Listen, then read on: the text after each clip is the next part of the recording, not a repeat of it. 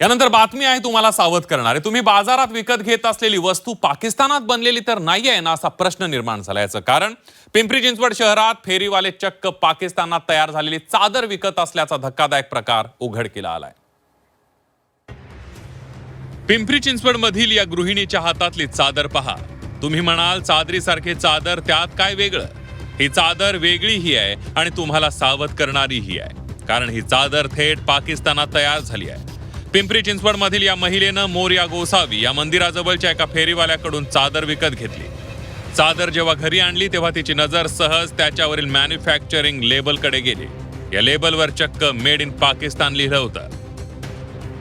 ही चादर मी वॉश केली आणि वॉश करताना वॉश झाल्यानंतर वाळत टाकताना मला हे इथे यांचं स्टिकर दिसलं, जे असं चिकटवलेलं होतं। हे बघा, हे जे दिसतंय ना फोल्ड, हे असं चिकटवलेलं होतं। मी हे असं ओपन केलं आणि वाचलं।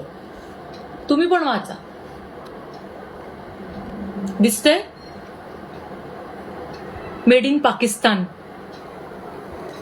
आपण कुठे राहतोय, बॉर्डरवर पण राहत नाही आणि आपल्यापाशी मेड इन पाकिस्तान गोष्ट म्हणजे माझ्या घरात आहे। खूप संताप होतोय माझा। माझ्यासारख्या कितीतरी लोक, म्हणजे खूप लोकांनी तिथून चादरी विकत घेतल्या, म्हणजे त्यांच्या घरातही ही वस्तू गेली। कोणाला आपण रोजगार उपलब्ध करून देतो आहोत? कुठून येतंय? पहिली गोष्ट तर हे कुठून येतंय इथे? पाकिस्तानातील वस्तू भारतात विकण्यास बंदी घालण्यात आली आहे, तरीही पाकिस्तानात तयार झालेल्या चादरी या भारतात विकल्या कशा जातात असा प्रश्न या निमित्तानं उपस्थित करण्यात आला। पाकिस्तानात तयार झालेली चादर भारतात विकली कशी जाते असा प्रश्न सगळ्यांनाच पडलाय। संबंधित महिलेचा व्हिडिओ सोशल मीडियावर व्हायरल झाल्यावर पोलिसांनी त्याची गंभीर दखल घेतली आहे। महिलेने सांगितलेल्या परिसरातील फेरीवाल्यांची झाडाझडती सुरू केल्याचं पोलिसांनी सांगितलं। सदरचा जो प्रसारित झालेला व्हिडिओ आहे त्याची आम्ही तात्काळ दखल घेऊन सदर परिसराकरता आम्ही एक अधिकारी आणि टीम आम्ही नियुक्त केलेले आहेत।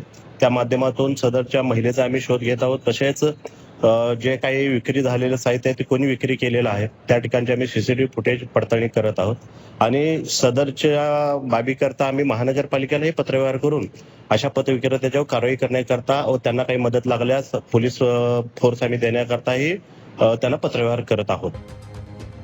पिंपरी चिंचवडमध्ये कोण फेरीवाले येतात, त्यांच्याकडे काय माल असतो याची महापालिकेला कल्पनाच नसते असा आरोप स्थानिक विक्रेते करतात। महापालिकेनं संबंधितांवर कारवाई करण्याची मागणीही स्थानिकांनी केली आहे।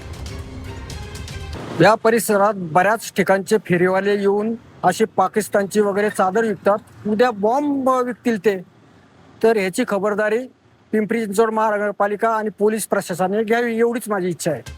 महाराष्ट्रात फक्त मेड इन पाकिस्तान चादरीच विकल्या जात नाही, तर संभाजीनगरमध्ये मेड इन पाकिस्तान मधील सौंदर्य प्रसाधनं विकली जात असल्याचा प्रकारही यापूर्वी उघडकीला आला होता।